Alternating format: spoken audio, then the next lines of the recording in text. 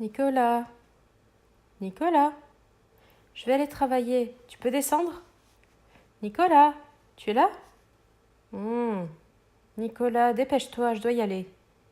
Ah, oui, maman, j'arrive tout de suite.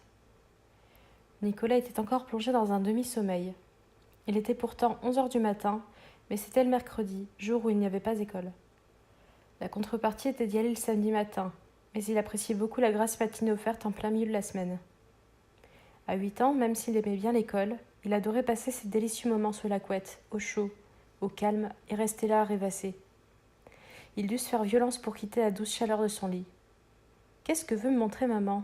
se disait-il. D'habitude, elle me laisse un petit mot et ne me réveille pas. Néanmoins, pour ne pas faire attendre sa mère qu'il aimait par-dessus tout, il se leva et descendit au rez-de-chaussée. Et descendit trop vite. Il dérapa aux premières marches de l'escalier en bois, régulièrement ciré. Il faillit vraiment tomber à la renverse, mais se rattrapa à la rampe in extremis. À son âge, on a toujours de bons réflexes. « Tu n'as rien ?»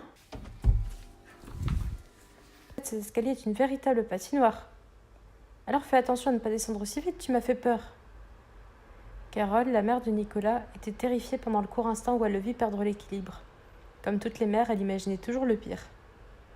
La petite poussée d'adrénaline qui en résulta lui laissa une sensation agréable et apaisante quand Nicolas, d'un pas modéré, descendait les dernières marches. « Pourquoi voulus-tu me voir, maman ?»« J'ai eu un problème avec la machine à laver. »« Ah bon ?»« Oui, ce matin j'ai voulu faire une machine, mais j'ai plutôt obtenu une inondation. » Elle affichait un petit sourire tout en disant cela. Elle essayait d'en plaisanter, mais cherchait surtout à dédramatiser et à se calmer elle-même. « J'ai épongé toute l'eau, et le socle est en train de finir de sécher. J'ai aussi appelé le réparateur, il doit passer cet après-midi. »« Ah bon ? Et quand il viendra, je devrais faire un truc ? » ?»« Oui, il faudrait que tu l'amènes à la machine à laver. C'est pour cela que je t'ai dit de venir, car maintenant je pense que tu es assez grand, et que je peux laisser la porte de la cave ouverte, non ? » Oui, bien sûr. Nicolas n'était jamais entré tout seul dans la cave de la maison, tout simplement parce que cette dernière était toujours fermée à clé. Marc, le père de Nicolas, disait qu'il était encore trop jeune, et que c'était donc trop dangereux pour lui qu'il traîne dans la cave. En effet, Marc y avait son coin bricolage, et craignait que son fils puisse s'y blesser, voire pire, avec ses outils. Du coup, la porte de la cave était maintenue fermée pour éviter un malheur. Nicolas avait eu l'occasion d'aller dans la cave, mais toujours avec ses parents, et il n'aimait pas trop cet endroit. Il le trouvait trop sombre, trop silencieux, triste avec ses murs de béton gris. Son imagination d'enfant y voyait moult dangers. Et finalement, cela ne l'embêtait pas que la porte soit maintenue fermée. « Tu viens ?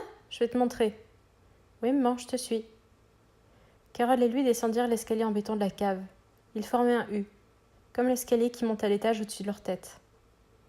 Parvenus en bas, ils tournèrent à gauche et arrivèrent dans la pièce servant de buanderie, là où des fils pour tendre le linge étaient tendus entre les murs, et où se trouvait aussi la fameuse machine à laver.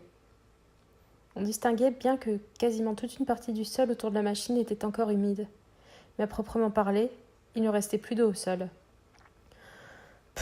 Ça n'a pas été évident d'éponger toute cette eau. Mais bon, apparemment il n'en reste plus. C'est bien pratique les serpillères, mais il faut quand même quelqu'un derrière pour s'en servir, et ça l'est moins. Faudrait inventer un robot qui passe la serpillière. Ah, eh bien, tu pourrais l'inventer pour ta petite maman quand tu seras grand. Oui. Nicolas disait vouloir devenir inventeur. C'est toujours mignon à cet âge-là de les entendre parler de ce qu'ils feront plus tard. Cela faisait maintenant 1 an que Nicolas disait vouloir devenir inventeur. De quoi ? Ça, il ne le disait pas. Mais en même temps, Carole et Marc ne voulaient pas briser ses rêves, ni nuire à son ambition. Elle aurait sûrement assez d'occasions pour s'émousser quand il grandirait. Donc, quand le réparateur viendra, tu l'amèneras à la machine. Marc a vérifié, ça ne vient pas de la canalisation. C'est la machine à laver qui a un problème d'étanchéité quelque part. Ça n'a pas dû être évident de tout éponger. Oh, ça non, mais bon, fallait bien le faire. Bon, je dois aller travailler, je dois y être pour 11h30 et je vais être en retard si je ne me dépêche pas. Tu seras de retour quand ? Ce soir, vers 8h. Carole travaillait dans un des supermarchés de la ville en tant que caissière. Ses horaires étaient variables et aujourd'hui elle était d'après-midi. Alors à ce soir, mon poussin. Et fais bien attention à ne pas faire de bêtises dans la cave. De toute façon, je ne pense pas qu'on continuera à la fermer à clé. Tu es un grand garçon maintenant. Bah oui, dit fièrement Nicolas. Un petit bisou avant de partir ? Carole se pencha et tendit son visage tout sourire vers son fils. Nicolas, d'un mouvement rapide, déposa un petit bisou sur sa joue. Puis ils remontèrent ensemble l'escalier. Il la regarda chercher ses clés de voiture dans son sac. Elle les sortit, puis se tourna vers lui, le fixa tendrement quelques secondes, lui sourit à nouveau, l'embrassa sur le front, se plaignit encore une fois d'être en retard et sortit. Carole partit, Nicolas, toujours en chaussettes, remonta dans sa chambre afin d'enfiler un jean et des chaussures. Au passage, il prit son temps pour choisir une de ses bandes dessinées. Ainsi équipé, il descendit dans le salon, s'allongea dans le canapé et s'affaira à sa lecture. Nicolas était toujours content d'avoir la maison pour lui tout seul. Il était tranquille sans la surveillance de ses parents. Il faisait bien attention à ne pas mettre le fouillis lorsqu'il continue à lui faire confiance et le laisse seul à la maison le mercredi. Les activités ne manquaient pas. Lire ses bandes dessinées, aller jouer sur l'ordinateur de papa, regarder la télé ou aller fouiller un peu partout dans la maison. Néanmoins, Nicolas faisait toujours en sorte de bien tout remettre en ordre et ne disait rien de ses explorations à ses parents. Et il ne dit surtout rien à propos des revues bizarres qu'il avait trouvées dans leur chambre. Nicolas n'arrivait pas à se concentrer sur sa lecture. La cave l'obnubilait de plus en plus. La porte n'en était pas fermée à clé, et qui sait ce qui pourrait sortir de là ? Son imagination débordante de petit garçon lui laissait voir de gros rats, des chauves-souris, ou les monstres qu'il voyait dans les films à la télé. Il y en avait peut-être un qui, sorti de la cave, était maintenant là, caché dans l'ombre, au coin d'un mur, respirant lourdement et bavant d'avance en penchant à sa prochaine victime.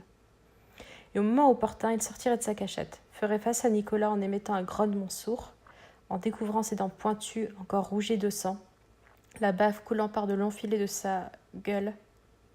Il s'approcherait lentement de Nicolas, grandant de plus en plus fort, et d'un coup bondirait sur lui. « Ah, maman !» Nicolas sursauta, émergeant du demi-sommeil dans lequel il avait sombré juste quelques secondes. Il était allongé sur le canapé, en sécurité, sa bande dessinée entre ses mains, regardant devant lui le regard vide. Il se sentait un peu honteux d'avoir ainsi appelé sa mère, surtout que maintenant c'était un grand garçon. Il ne devait plus paniquer comme ça au moindre petit cauchemar. Il réalisa qu'il ne se rappelait plus si la porte de la cave était bien fermée. Rien qu'à l'idée qu'elle puisse être ouverte, la panique l'envahit. Il se leva d'un bond, avança dans le couloir et put constater que la porte de la cave était bien fermée. Il poussa un grand ouf de soulagement. Rassuré, il revint dans le salon et alluma la télé. Il était midi et il n'y avait pas grand-chose d'intéressant. Il zappa machinalement pendant plusieurs minutes, puis s'arrêta. Il se trouvait vraiment stupide d'avoir eu peur comme ça. Après tout, ce n'est qu'une cave, pensait-il. Et s'il y avait des monstres dedans, pourquoi ne serait-il jamais monté à l'étage quand papa et maman étaient là, puisqu'il les a laissé la porte parfois ouverte ? Fort de cette idée, il se sentait un peu idiot d'avoir eu tellement peur de cette cave. Il était maintenant midi, et la faim se faisait sentir. Il posa sa télécommande et arriva à la cuisine, fouillant dans le réfrigérateur. Il était tout seul, alors il pouvait très bien se faire un gros sandwich, personne n'irait le gronder. Il déposa une tranche de pain beurré sur l'assiette, empila dessus du jambon, du fromage, des cornichons, puis encore du pain, un peu de beurre, du jambon, du fromage, et en fit une tour de 3 étages successifs. Alors, muni aussi d'une bouteille de soda, il retourna sur le canapé, devant la télévision. C'était l'heure du journal télévisé, et Nicolas le regarda tout en mangeant. Toutes les 2 ou 3 bouchées, il prenait une bonne gorgée de soda, tout en continuant à fixer la télévision. Son sandwich terminé, repu, Nicolas s'allongea. Le journal télévisé annonçait à la chaîne les drames du monde. Tous les conflits, problèmes économiques, accidents de la route. Et il se dit qu'il était bien là, en sécurité, allongé sur le canapé. Cette idée le rassura, et lentement il ferma les yeux et s'endormit. 1 heure plus tard, Nicolas fut réveillé par le son de la télévision. Une publicité plus bruyante qu'une autre l'arracha brusquement de son sommeil. Il sursauta puis regarda fixement la télé, l'air hébété. « J'aime pas les publicités, pensa-t-il en fronçant les sourcils. Agacé, il éteignit la télé. Il resta là plusieurs minutes sans bouger, assis sur le canapé. Seul le tic-tac de la pendule accrochée au mur ponctuait le silence. Il s'était remis à penser à la cave. Je suis idiot d'avoir peur de cette cave, ça n'a pas de sens. Mais bon, j'en ai peur, qu'on me dise grand garçon ou pas. Mais qu'est-ce que j'en ai à craindre ? Il n'y a personne dans cette cave.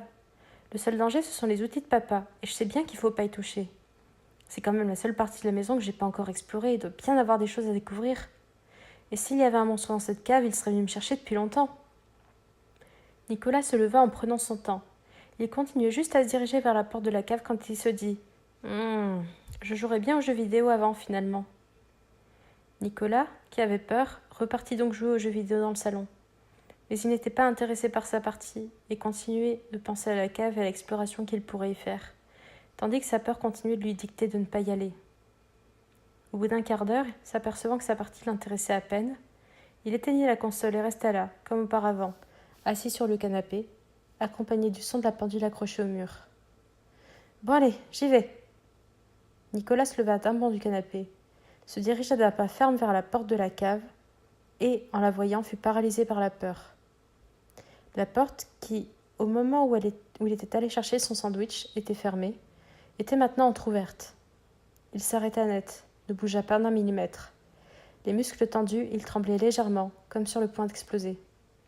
Son esprit, en dépit de la panique, cherchait à analyser la situation. Comment ça se peut ? C'est pas possible. Qui a ouvert la porte ? C'est sûrement pas moi. Et s'il y avait quelqu'un dans la cave au moment où j'étais prendre mon sandwich ? Vu que la porte est maintenant ouverte, alors il est peut-être ici ? Cette idée le terrifiait de nouveau. Il avait envie de crier et d'appeler sa mère, mais ce n'était pas le bon moment pour le faire du bruit. Il tremblait encore beaucoup, il sentait ses membres ankylosés, mais il se mit à marcher lentement vers la porte. Centimètre après centimètre, il découvrit l'intérieur de l'escalier. L'idée que quelqu'un pouvait être là, se tenant debout sur les marches, le terrifiait. Il finit par arriver devant la porte ouverte. Il n'y avait personne. Il descendit alors la première marche de l'escalier et se colla le dos au mur pour se rassurer. Ainsi, on ne lui sauterait pas dessus par derrière. Nicolas avait peur, essayait de se calmer. Lentement, il ferma les yeux, essayant de retrouver un peu de sérénité. Blam ! La porte avait claqué en se refermant d'un coup. Nicolas eut une fulgurante montée d'adrénaline et poussa un cri en sursautant. Le seul problème était que son sursaut le fit légèrement décoller des marches et il ne se réceptionna pas bien dessus. « Oh non !» gémit-il. Nicolas tombait à la renverse. Il essayait de se raccrocher à la rampe, mais il n'y en avait pas dans l'escalier de la cave. Totalement terrifié, il ferma alors les yeux. Il sentit une violente douleur à la jambe, suivie d'un élancement fulgurant à la tête, puis plus rien. Quand il ouvrit les yeux à nouveau, il avait très mal à la tête, ainsi qu'à la jambe droite. La douleur était forte mais supportable. Il se trouvait en bas de l'escalier, couché sur le sol, en chien de fusil, les yeux ouverts. Quelqu'un a dû claquer la porte de la cave pour me faire peur. Alors pourquoi je suis là, seul et encore vivant ? Peut-être est-il juste derrière moi à attendre que je me réveille ? Qu'est-ce qu'il m'arrivera si je bouge ? Non, il ne faut pas. Peut-être que tant que je resterai immobile, rien ne se passera. Nicolas ne bougea pas pendant un bon quart d'heure, scrutant la pénombre de l'escalier. J'ai fait une sacrée chute. Même le virage dans l'escalier ne m'a pas arrêté. J'ai dévalé tout l'escalier de bas en haut. Qu'est-ce que j'ai mal ? Nicolas se risqua alors à bouger lentement, au moins pour savoir s'il était blessé ou non. Il se déplia doucement puis pifota sur le dos et rien ne se passa. Personne derrière lui qui lui sauta dessus. Rassuré, prenant alors appui sur ses coudes, il se redressa un petit peu. Il pouvait maintenant observer toute la cave. La lumière du jour éclairait faiblement à travers les soupiraux. Les murs étaient toujours gris, comme le plafond, comme le sol. Nicolas tourna lentement la tête. À sa droite, l'escalier d'où il venait plongeait dans la pénombre. Il y avait aussi, encore plus à droite, un passage qui donnait sous l'escalier où étaient entreposées les bouteilles pour les repas. Devant lui, la pièce où se trouvait un frigo, une gazinière et une table, ces derniers servaient comme cuisine d'appoint. Sa mère l'utilisait pour les grands repas ou les longues cuissons. À sa gauche, le coin où son père bricolait, et aussi un débarras où étaient entreposées les vieilles choses dont on n'avait plus besoin, mais qui pourraient nous servir un jour. Derrière lui, il y avait la buanderie, où se trouvait cette foutue machine à laver qui avait bien choisi son jour pour tomber en panne. Nicolas, rassuré de ne voir personne, se retourna en prenant appui sur ses mains et commença à se relever. Sa cheville droite le faisait souffrir. Il fit un pas en boitant. La douleur était tout juste supportable pour marcher un peu, mais il serrait les dents. Il ne voulait pas rester là. Il voulait monter à l'étage et appeler sa mère au téléphone. Il voulait aussi ensuite sortir de la maison. Il ne voyait pas d'autre moyen de sortir que par le rez-de-chaussée. La cave n'avait pas d'ouverture sur l'extérieur. Il y avait des barreaux soupiraux. Il ne cessait aussi de se demander où il pouvait bien être, l'autre, dans la maison. Peut-être allait-il revenir ? Peut-être était-il tout près de lui, là, dans la cave ? Nicolas voulut allumer la lumière pour se rassurer, appuyer sur un interrupteur à portée de main. Clic. Mais rien ne se passa. Clic, clic, clic, clic. Toujours rien. Nicolas se sentait gagné par la panique. En boitant, en prenant appui contre le mur, il se traîna vers les interrupteurs des autres pièces, espérant que ce ne soit qu'une ampoule de grillé. Mais non, il n'y avait plus de courant. Rien ailleurs ne s'allumait. Nicolas sanglota. Maintenant, il avait vraiment très peur et luttait pour ne pas paniquer. Il parvint au bout de quelques minutes à contenir ses larmes et à se calmer un peu. Puis, lentement, marche après marche, il gravit l'escalier. Chaque pas lui provoquait un élancement de douleur à sa cheville droite, et ce foutu mal de tête persistait. Comme il formait un U et qu'il n'y avait pas de fenêtre, sans électricité, le haut de l'escalier ne recevait que peu de lumière de la cave. Parvenu en haut, malgré l'obscurité, il y voyait toujours, ses yeux s'étant accoutumés à la pénombre. Il saisit la poignée de la porte, la tourna, poussa, mais elle ne s'ouvrait pas. Elle restait obstinément fermée. Le sang de Nicolas ne fit qu'un tour. Il n'y avait plus un doute. Quelqu'un ou quelque chose lui voulait du mal. « Maman !» cria-t-il du plus fort qu'il pouvait. Il paniquait complètement. Il frappait à la porte à coups de poing, mais elle restait obstinément fermée. Rien à faire. Il pleurait maintenant sans retenue et hurlait à sa mère tout en secouant la porte comme un forcené. Mais la porte s'obstinait à rester fermée. Les minutes passèrent. Nicolas, résigné, avait progressivement repris son calme. Maintenant assis sur les marches, sanglotant encore, il réfléchissait. « Qu'est-ce que je peux faire ? Je peux toujours crier pour que les réparateurs m'entendent quand il viendra, si seulement il vient. Je peux même pas compter là-dessus. Je ne vais pas rester là à ne rien faire. Il doit bien y avoir un moyen d'ouvrir cette porte. Peut-être avec les outils de papa. L'arrache-clou. Ça pourrait marcher pour ouvrir la porte. Et puis je ne serais pas sans rien dans les mains au cas où quelqu'un viendrait à me croiser. » Décidé à descendre chercher le pied de biche qu'il avait déjà vu traîner près de l'établi de son père, Nicolas se releva péniblement. Lentement, il descendit les premières marches. La douleur à sa jambe ne le laissait pas oublier, même si elle ne l'empêchait pas de marcher. Aussi, il se rappelait pas s'il faisait sombre vers le bas de l'escalier. Marche après marche, cette impression se confirmait. La cave semblait plongée dans la pénombre. Tout tremblant, parvenu avec peine en bas de l'escalier, il scruta les soupiraux. Il devait faire nuit dehors, car quasi aucune lumière ne filtrait au travers. Nicolas, terrifié, regarda sa montre pour vérifier. Il était 2 heures de l'après-midi. Et il y avait aussi ce silence. Il n'entendait aucun autre son, pas même le chant des oiseaux dehors. Alarmé, Nicolas retint son souffle, cherchant à en entendre ne serait-ce qu'un léger bruit, rien qu'un. Il était seul, enfermé, debout dans l'obscurité d'une cave bien trop sombre et silencieuse pour l'heure. Des larmes affluèrent à ses yeux, de lourds sanglots s'emparèrent de lui, et il s'abattit sur le sol, désorienté et désespéré. Il demeura ainsi jusqu'à prendre peur à l'idée de rester comme ça, sans même être caché en bas des marches. Il se remit debout tout en essuyant ses larmes et se traîna lentement. Il enjamba les rangées de bouteilles et progressa jusqu'au plus profond sous l'escalier. Au moins personne ici ne me trouvera. À moins de venir chercher sous l'escalier, on ne me verra pas. Et de toute façon, avec cette obscurité, je suis tranquille. Ses larmes cessèrent. Il s'assit et se recroquevilla sur lui-même. Il gardait les yeux grands ouverts. Il avait peur et ne voulait pas s'endormir. Puis les minutes passèrent. Progressivement, son calme revint. Il se détendait, il se sentait en sécurité, là, lové sous les marches. Alors lentement, ses yeux se refermèrent, et doucement, il s'assoupit.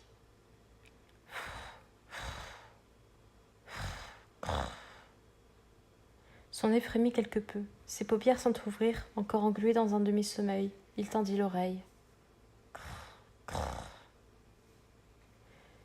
Il ne rêvait pas. Il entendait bien le son d'un grattement. Nicolas ouvrit mollement les yeux et s'assit en tailleur. Quelque chose grattait tout près de lui. Il le percevait maintenant bien. Et ça venait d'à côté de ses pieds. Il suffoqua tellement d'effroi qu'il l'avait pris par surprise. Non, ce n'était pas possible. Qu'est-ce qui gratte comme ça sous le béton? C'est impossible. Sous le sol, il n'y a que de la terre. Ah, c'est comme si le bruit voulait lui donner tort. Le grattement impassible continuait. Terrifié, Nicolas se releva d'un bond et se cogna violemment la tête contre le dessous de l'escalier. Le coup fut violent. Une douleur forte, vive, et inonda le dessus de son crâne, puis elle fit progressivement place à une douleur plus lancinante et pulsative.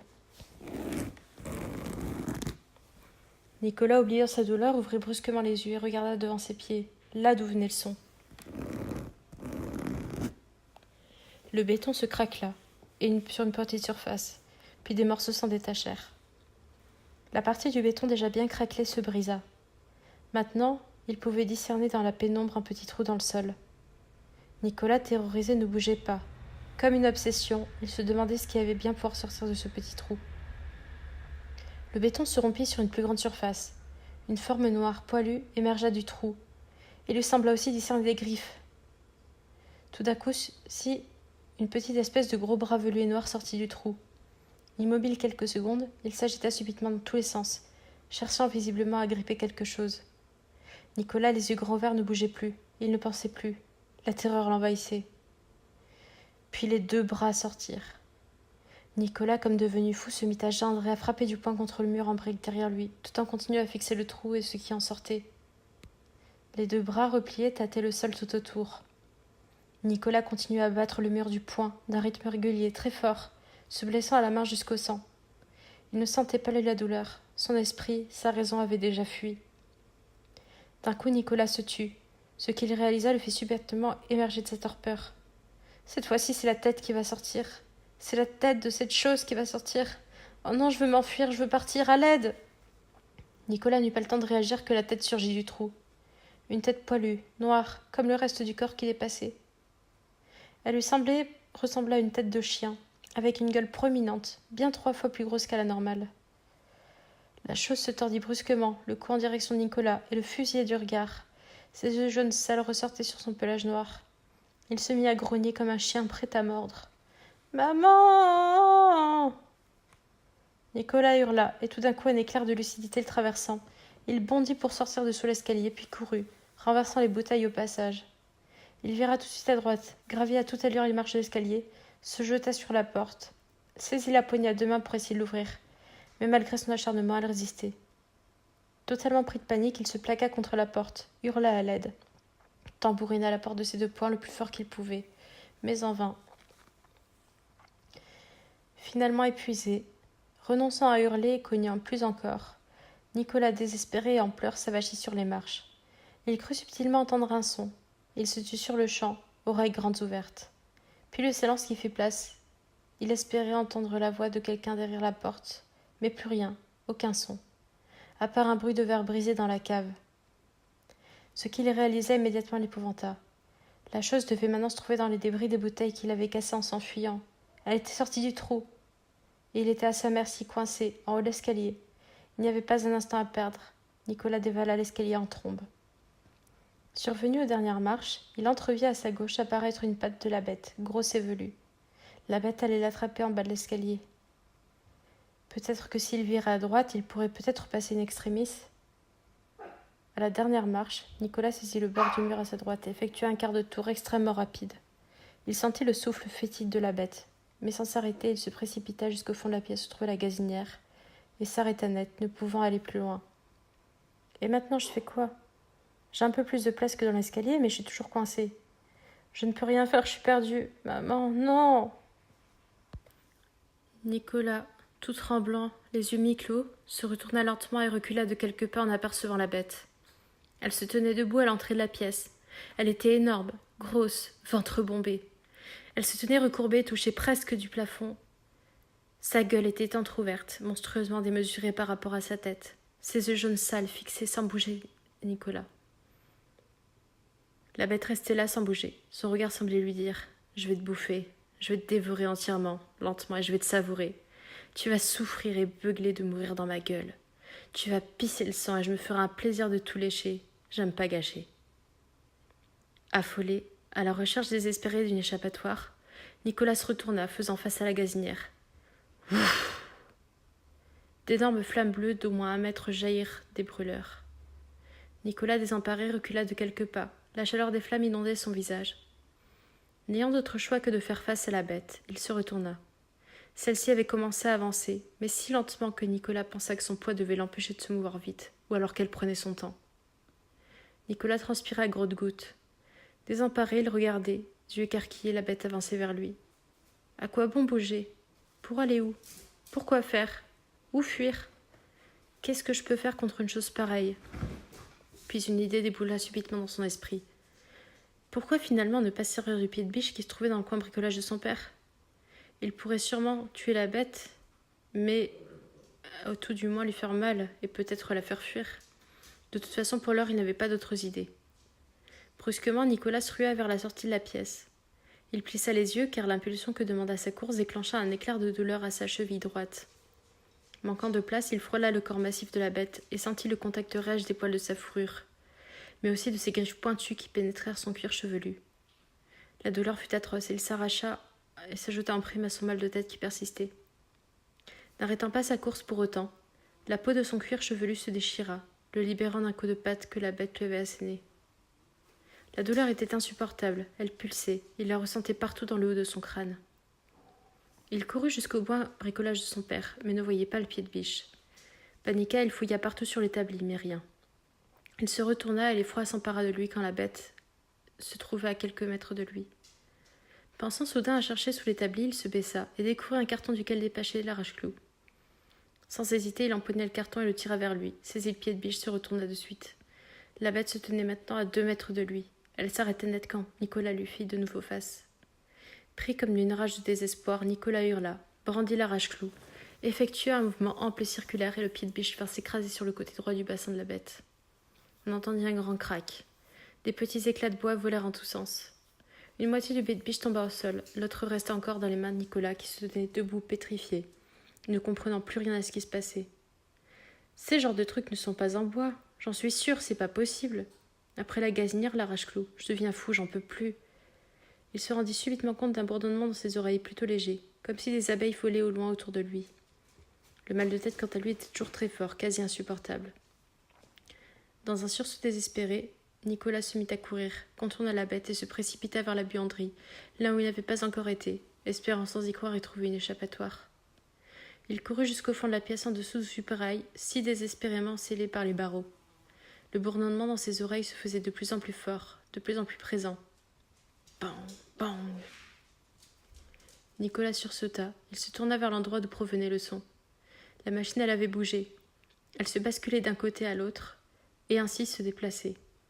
Même si son déplacement semblait grotesque, le bruit métallique que cela produisait était effrayant. Pétrifié, Nicolas regardait, spectateur impuissant, la scène hallucinante et terrifiante qui se déroulait sous ses yeux.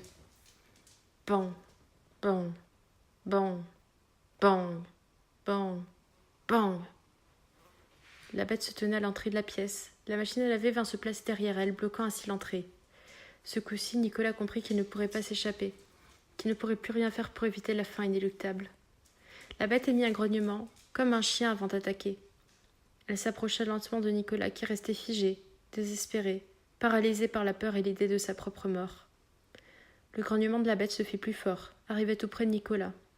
Elle ouvrit sa gueule et dévoila 2 rangées de dents longues d'au moins 5 centimètres.